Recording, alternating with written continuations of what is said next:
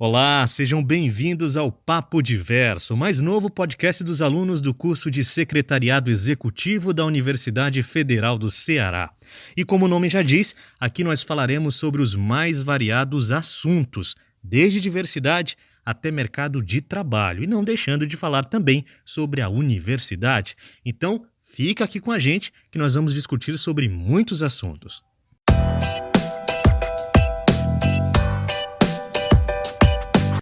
Olá, seja bem-vindo ao Papo Diverso, o podcast do Centro Acadêmico de Secretariado Executivo da Universidade Federal do Ceará. Este é o nosso primeiro encontro. O tema de hoje é a vivência trans no mercado de trabalho, na universidade e na sociedade. Eu sou o André Passos. Eu sou a Letícia Rocha. E eu sou o Robert Costa. Estamos aqui com nossa convidada, Si Gomes, estudante de História da UFC, artista, corpo travesti negra e escritora. Seja bem-vinda. Obrigada, eu fico muito feliz pelo convite. E é isso, vamos bater um papo legal. Para que a gente possa entender a importância desse tema e por que a gente escolheu esse tema para o nosso primeiro encontro, eu trouxe alguns dados e procurando no Google uma busca super simples, eu encontrei dados super alarmantes que a gente tem que abrir os olhos para isso. Alguns estudos da ABLGBT mostram que 91% da comunidade T, que são as travestis, trans, não binárias, não conseguiram concluir o segundo grau do ensino médio por sofrer alguma intolerância escolar, assédio, violência, bullying. E 6% das pessoas T, elas são expulsas de casa antes mesmo de completar os 11 anos de idade. Essas pessoas expulsas de casa, da escola e do convívio social só encontram uma saída, que aí já leva para a nossa próxima estatística, que apresenta que 90% da população T ou está ou já esteve em situação de prostituição. E o mais assustador é que a expectativa de vida das pessoas trans no Brasil é de uma média de 35 anos. Se tu tem acesso a esses números, tu concorda com esses números que a gente consegue buscar na internet de uma forma tão simples? Sim, não só a LGBT, né, mas uma série de outras associações tenta desenvolver esse número que ainda é muito distante da realidade, porque, de certa forma, não existem estudos sobre nós, não existem estudos sobre os nossos assassinatos, não existem uma série de estudos que as pessoas geralmente têm acesso, né? E são enfoque. Mas quando a gente pensa sobre esses estudos para pessoas trans, né, a referência principal é a ANTRA, que é a Associação Nacional de Travestis e Transsexuais, né? E eu queria trazer o dado também para a gente poder refletir. O dossiê de 2018, ele disse que foram 163 assassinatos no Brasil. E isso no que eles conseguiram contar, as denúncias que foram recebidas, etc. Muitos desses assassinatos são anônimos, né? São pessoas que não são reconhecidas.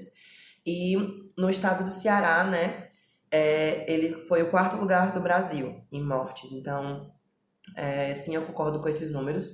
E é muito interessante pensar porque isso coloca para o que nós somos, né? Para as pessoas trans e travestis no Brasil, coloca realmente uma estatística que revela o quanto o Estado brasileiro tem uma política de necropolítica, né? Uma política da morte. Segundo Attila Mbembe, é quando o Estado ele se nega a proteger determinados indivíduos ou ele nega que existem mortes sendo produzidas diretamente para esses indivíduos. Então, o Estado brasileiro constantemente fala que esses números não existem, fala que nossa existência está reservada realmente ao local, né? Nesse local da morte, esse local da prostituição. Então, é mais ou menos sobre isso. Eu concordo com os números, mas ao mesmo tempo que eu penso sobre que é uma grande marca desse debate os assassinatos e a morte, a gente produz vida e está viva para produzir vida. É sobre isso. É uma luta constante, né? É isso. Eu queria também ressaltar um dado recente, né? Dia 9 de julho desse ano, a Unilab abriu um edital para um processo seletivo onde pessoas da sigla T, transexuais, travestis, pessoas não binárias e intersexuais, iriam pleitear 120 vagas em 9 cursos superiores, tanto no Ceará quanto na Bahia, né? No dia 16 do mesmo mês, o MEC interviu e cancelou este vestibular, pois afirmava que o processo não levava em conta a meritocracia. Mas daí eu pergunto, né? Os demais vestibulares se baseiam na meritocracia ou nos privilégios disfarçados de meritocracia? O que é que você acha? Sua trajetória até a universidade, como foi? Eu acho que a minha trajetória realmente enquanto pessoa trans, ela começa na universidade, né? Ela começa quando eu entro na universidade e conheço e vejo a possibilidade de que pessoas trans existem, vejo a possibilidade de finalmente poder ser aquilo que eu sempre soube que eu era, né? Mas mais ou menos no sentido de que nessa binariedade, homem e mulher, eu tinha certeza de que eu não era um homem, tinha certeza de que eu não era um menino, mas que nunca tinha tido a oportunidade de entender, de ouvir falar, de ver, de conhecer, de estar perto, de experimentar o que é uma vida trans, né? Então, como isso sempre me foi negado e como eu nunca conheci, tem a ver com só ter conhecido na universidade, poder começar minha transição aqui. Então, quando eu penso sobre, por exemplo, vestibular para pessoas trans, né? É importante pensar pessoas que provavelmente não vão entrar nessa idadezinha correta, nessa idadezinha de 16, 17, 18, 19 anos, que vai entrar na universidade, assim, que são pessoas que já estão vivendo sua vida há muito tempo, já se reconhecem enquanto pessoas trans e que precisam dessa universidade, desse curso, enfim, do ensino superior para poder melhorar a sua vida, enfim, para ter acesso a um outro caminho, né? Então, algumas amigas minhas estavam se inscrevendo para participar desse vestibular. Eu dei uma olhada nas vagas, nos cursos, e eram cursos inúmeros, muito interessantes. Pedagogia, letras, história, enfim, a Unilab tem uma série de graduações e quase todos os cursos disponibilizaram vagas. Então, mesmo que fosse uma, duas, tinham cursos que eram 4 vagas. Então, e eram vagas ociosas, né? Não são vagas que não estão sendo ocupadas, ninguém ia ser substituído.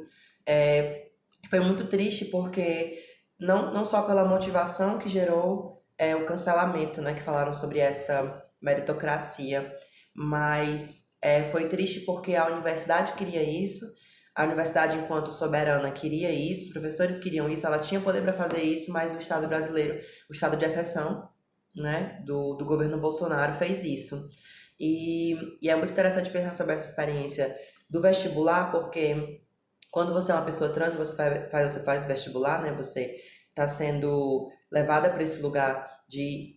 Se você consegue, né, terminar o ensino médio e você consegue chegar até esse lugar do vestibular, dificilmente você vai ter a mesma experiência dos demais, né? A gente tá sempre preocupada com uma série de coisas e a universidade realmente fica de lado quando a gente pensa na nossa experiência, né? Não preciso dizer, as pessoas trans que estão ouvindo, pessoas cis também que conhecem pessoas trans sabem o quanto a nossa vida é cheia de outras preocupações e como, mesmo entrando na universidade, a gente também tem dificuldade de permanecer na academia, mas aí eu acho que a gente desenvolve uma série de saídas, né? Se a gente passa pelo vestibular, se a gente dá a volta por cima e passa para o curso que a gente quer, e a gente está no nosso curso, a gente vai fazer de tudo para resistir, né? E tem uma série de travestis que no Brasil estão produzindo intelectualidade, como a Maria Clara Araújo, como a Sofia, como a Jota Mombassa, que está aí fora do Brasil já, enfim, uma série de travestis não binárias, mulheres que estão produzindo realmente um escrito, estão produzindo realmente uma ciência sobre... Não só sobre nós, mas nós produzindo ciência. E é muito interessante nessa perspectiva. E aí, saber que esse vestibular foi cancelado é saber que nós vamos demorar um pouco mais para ter uma ciência com a nossa cara produzida pelos nossos nomes, né? Existe aquela máxima de que o trabalho dignifica o homem. E quando é vetado o direito da trans de entrar na universidade...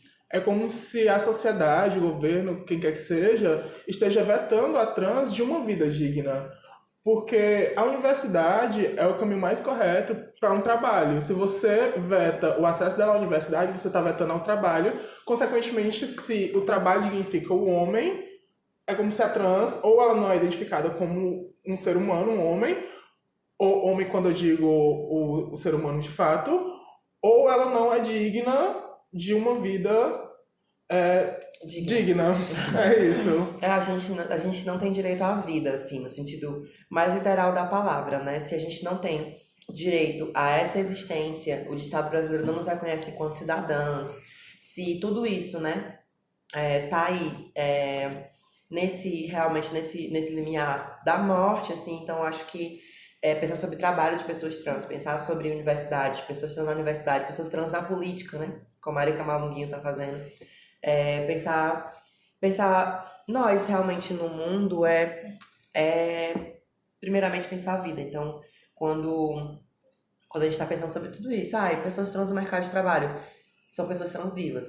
Pessoas trans na universidade são pessoas trans vivas. A gente tem que pensar que tem aí uma grande barreira, uma barreira histórica, né, que foi produzida para que nós não estivéssemos aqui. Mas como estamos, então eu realmente me questiono até que ponto nós somos vistas como humanas, né? Somos vistas parte dessa coletividade, até que ponto não somos, e o que nos é negado, né, para permanecer nesse lugar da subalternidade, nesse lugar do inferior.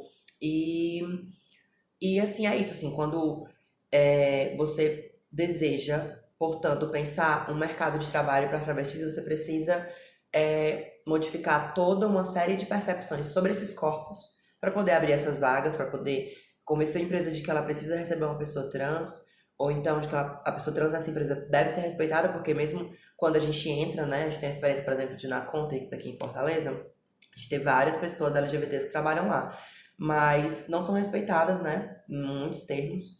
Então acho que é isso, assim, a gente precisa avançar muito nessa perspectiva do mercado de trabalho, porque não é só abrir vaga, né, abrir também espaços para que nós sejamos nós mesmos, senão a gente não vai conseguir trabalhar, senão a gente não vai conseguir existir. Então, é isso, assim.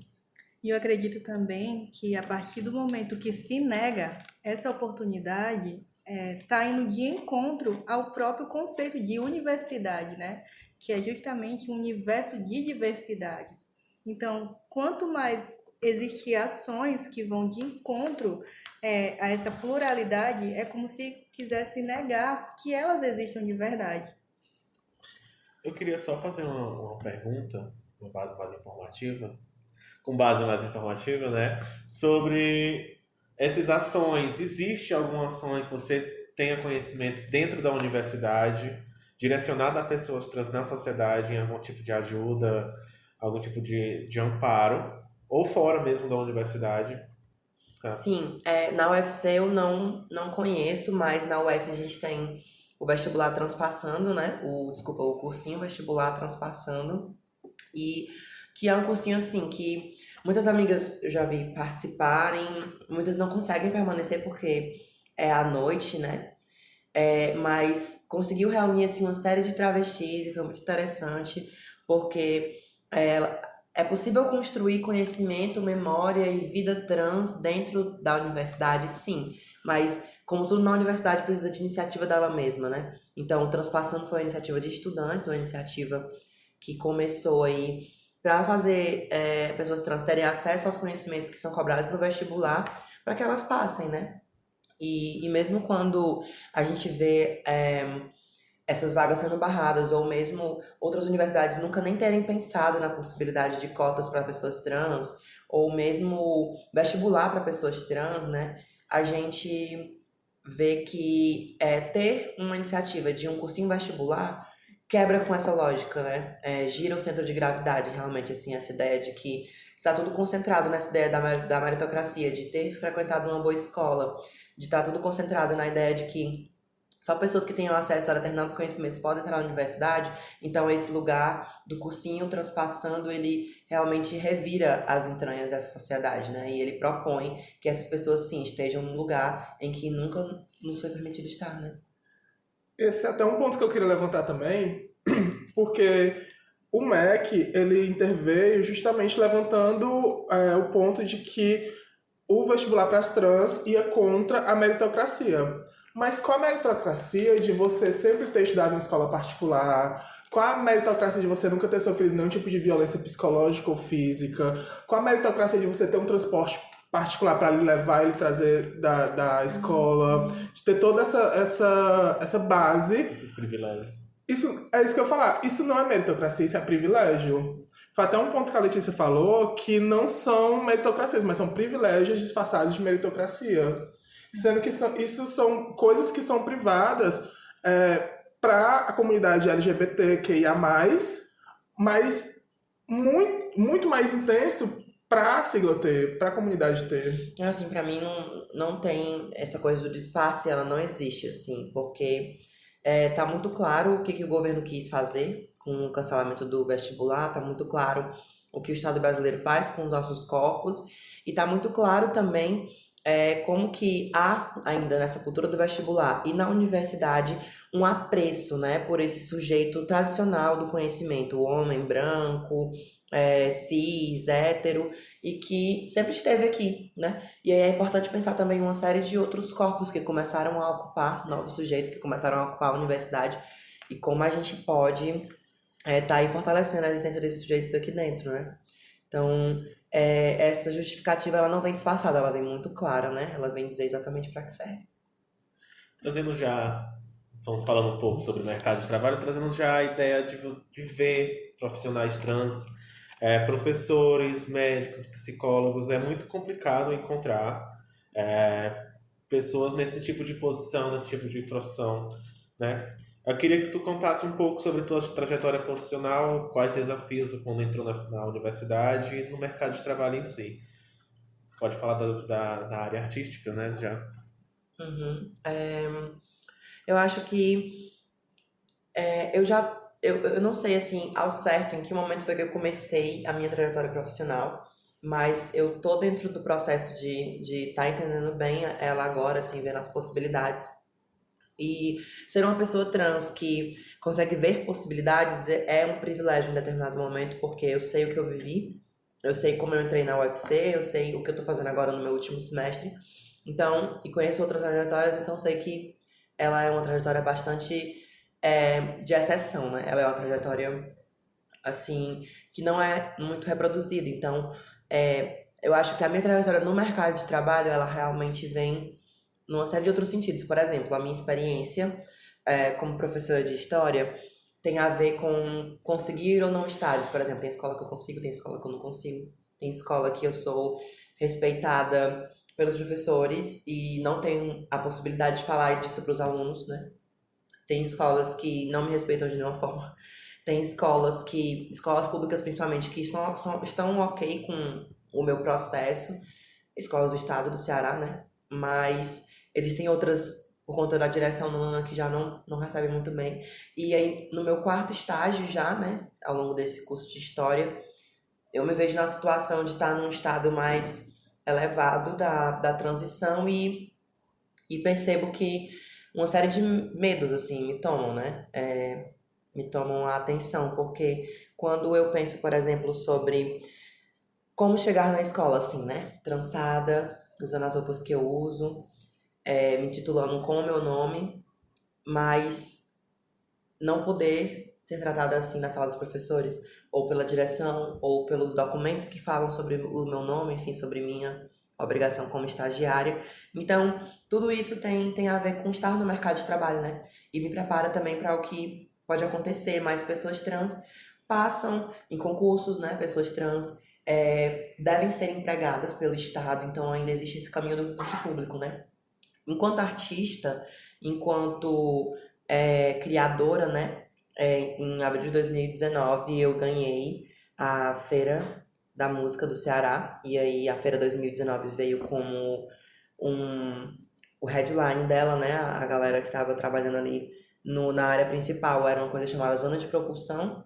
A Zona de Propulsão foi o quê, né? Foram 3 núcleos de trabalho, um de criação de startups e empresas ligadas à música, outra de criação de aplicativos e programação, que era o Hackathon, e outra que era de criação de videogames, né? Eu era a única pessoa trans ali, e o meu corpo sempre foi estranho naquele lugar, mas foi interessante porque a gente ganhou, né, esse processo como startup, a gente criou a Sinestesia, e temos o mesmo nome, né?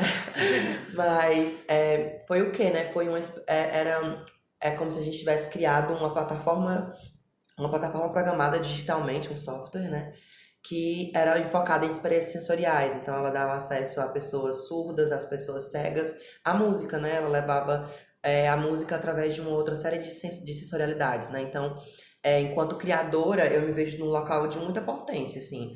Um local em que o mercado me valoriza, de certa forma, porque se a gente ganha isso, que foi avaliado por uma série de pessoas já do mercado, isso revela que as criações que as travestis fazem também podem estar nesse lugar, do investimento nesse lugar, da empresa, do empreendedorismo, mas ao mesmo tempo eu me vejo no local de ser a única nesse meio, assim, muito, muito sozinha em determinados momentos, e não conseguindo desenvolver, porque mesmo que a gente ganhe, e eu ganhei isso, depois a gente não conseguiu dar continuidade, né? Porque é um corpo estranho no meio das empresas, é um corpo estranho no meio das agências de fomento ao empreendedorismo e à tecnologia no Ceará, porque eu conheço todas, eu conheço, por exemplo, a CriaCE, que é uma agência que me recebeu muito bem, mas que também não tem essa possibilidade de existência trans lá dentro, porque a gente não vê outras pessoas trans lá. Temos também plataformas desse mesmo tipo no Sesc, enfim, uma série e no Senac também, e uma série de locais mesmo em que você estaria livre para criar, mas que enquanto essas empresas não começarem a contratar pessoas trans, enquanto essas empresas não começarem a criar plataformas de encontrar o que as pessoas trans estão criando, não só obras de arte, mas, enfim, empresas, startups, ou estão escrevendo, ou estão pensando, enquanto essas empresas não se preocuparem com essa especificidade do pensamento trans, a gente não vai conseguir avançar, porque nós vamos estar sendo consideradas só mais uma pessoa, e a gente não é só mais uma pessoa, a gente tem uma história de séculos aí de discriminação e de luta também, né? Então, quando a gente tá falando de mercado de trabalho, é isso, assim. Como artista, todo mundo sabe como artista vive, né? Então, tenho feito meus trabalhos, né? Tenho feito minhas explorações enquanto performer, cantora, compositora. E é isso, tenho ganhado alguns streams no Spotify, nada que passe dos 10 centavos de dólar, mas eu espero um dia ganhar um salário digno, como qualquer um de vocês, sei lá, possam ganhar. Eu queria só trazer aquele momento que a gente estava tendo, sobre debates e ações vindas de pessoas trans agora, né? Primeiro eu perguntei sobre focadas em amparo às pessoas, e agora projetos vindo dessas pessoas que você conhece, que você queira divulgar. Uhum. Eu acho que já te falado do Transpassando, né? Que sim, tem pessoas trans. Acho que é importante pontuar a atuação de casas mesmo, assim, de casas de apoio que são organizadas por pessoas trans, como a Casa 1, né, de São Paulo, como um trabalho de uma galera do Curió, que eu conheci recentemente, né? Eu toco na Parada da Messejana esse fim de semana, e a parada está sendo organizada por uma organização que trabalha com essa população, né, que é a União do Povo Santa de Virges, que tem uma creche, inclusive, no mesmo local, dividiu um espaço no mesmo local de um ponto de cultura LGBT, então é uma creche que possibilita, né, a existência dessas crianças, então isso acontece bem aqui na Messejana, né, no Curió, e essa galera tá realmente com muito afinco produzindo não só educação, cultura, acesso, cursos, mas está produzindo também eventos como esse, né, como a Parada da Messejana. Então, são pessoas dos mais diversos locais que estão, sim, se preocupando com essa luta, e pessoas trans que desenvolvem trabalhos em torno disso, né. Tem pessoas trans aí desenvolvendo residências artísticas, desenvolvendo áreas de trabalho realmente para pessoas trans. Quando uma trans está empregada, ela com certeza vai tentar empregar a outra, e esse senso de irmandade, coletividade, não pertence a todo mundo, como tudo, mas está, sim, alocado dentro da nossa perspectiva. Então, eu vejo muito a experiência de colegas que, meninos trans ou meninas trans que têm um emprego, ou então fazem seu próprio trabalho e convidam outro amigo ou amiga trans para estar junto ali, né? Dividindo a grana, trabalhando junto, porque a gente se fortalece não só porque a gente se entende, mas a gente se fortalece porque a gente vê a possibilidade no outro. E desde o começo eu falo isso, né? Que eu acho que tem muito a ver com ver a possibilidade. E, por exemplo, estar aqui nesse podcast, falando com vocês sobre minha existência, sobre as experiências, a experiência de pessoas trans no Brasil, me mostra uma possibilidade, né? Me mostra que eu tenho um lugar e que esse lugar pode ser falado e é um local de vida, com certeza. Sim, uma última pergunta. Puxando não só para a comunidade LGBT, mas eu queria que tu falasse uma dica ou o que tu acha importante para acabar com essa transfobia, porque, querendo ou não, a gente sabe que mesmo na comunidade LGBT existe muito da transfobia, da violência, dos assassinatos, como a gente já falou. Então, eu queria que tu desse uma dica do que tu acredita que seja necessário para que a gente possa acabar com isso ou pelo menos reduzir ao máximo possível. Essa é a pergunta de ouro, né? Sim. É a pergunta que todo mundo quer saber, assim, também. Eu acho que a gente... eu tava falando antes da gente começar a gravar, mas eu queria repetir, sobre que, por exemplo, a questão do mercado de trabalho veio muito à tona na boca do povo quando a Globo colocou aquela personagem, né? Esqueci o nome dela agora, mas é uma personagem na novela A Dona do Pedaço, famosa novela da Maria do Céu, a Britney, né? Perfeita. Ela é uma atriz trans também e estava fazendo ali um papel de muitas de nós, né? Que entra numa empresa, que está nessa empresa e fica realmente... sofre uma série de elementos para permanecer lá, né? Mas eu não digo nem que é muita caricatura, assim, mas é um personagem, né? É realmente uma elaboração literária e visual e cinematográfica sobre nossas vidas. Então, filtra muito, né? Do que a gente vive cotidianamente. Por exemplo, e é o que eu estava pensando para dar como resposta, né? Esses dias eu vi no Instagram uma notícia que uma menina trans tinha procurado uma vaga de emprego no mercantil que um senhor tinha dado para pessoas trans, né? Ela entrou na vaga e aí para permanecer na vaga a condição que ele deu para ela foi ela se prostituir, né? Ela transar com ele, enfim. E aí quando ela recebeu essas mensagens, ela tirou print, denunciou, saiu no Instagram.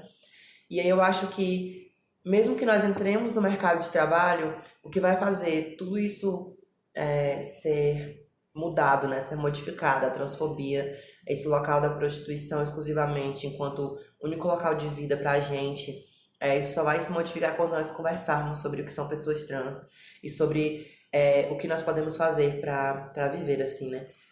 Eu sinto que ao mesmo tempo que pessoas trans estão vivas aí há muito tempo, muitas pessoas trans estão vivas num local de subalternidade, num local limitado pela sociedade, pelos homens, né? Um local que é realmente da hipersexualização, um local que não vê a gente como corpos pensantes e corpos que existem, né?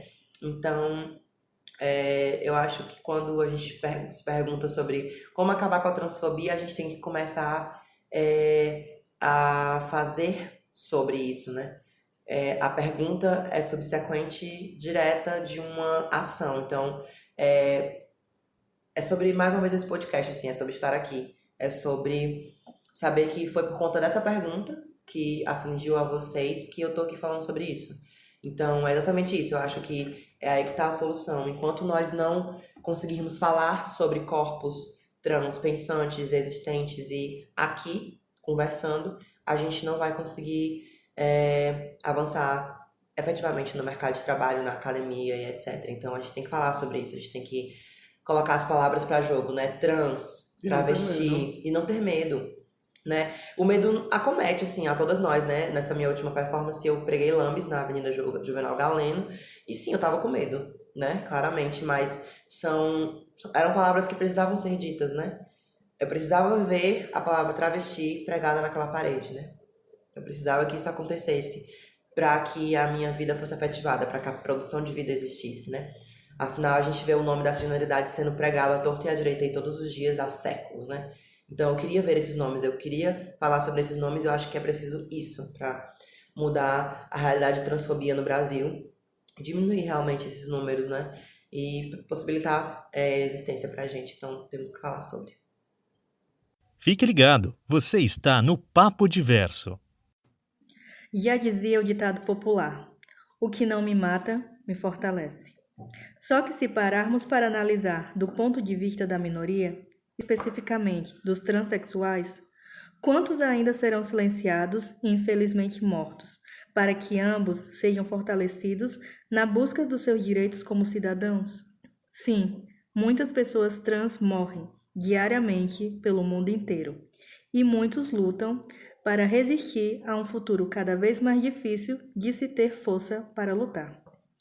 Ainda que existam ações de apoio e incentivo, como o projeto Transmissão em São Paulo, a ONG Transveste em Minas Gerais, com o objetivo de capacitar pessoas trans e inseri-las no mercado de trabalho, ou até mesmo as cotas para pessoas trans em universidades federais, UFRJ e UFBA, por exemplo, e recentemente a primeira advogada trans negra do Mato Grosso do Sul, ou perto da nossa realidade, o cursinho vestibular Transpassando em Fortaleza. E sem esquecer de tantas outras pessoas trans se destacando atualmente. Tudo isso ainda é o mínimo que se almeja conquistar, o que nos faz refletir que a luta ainda não está fortalecida.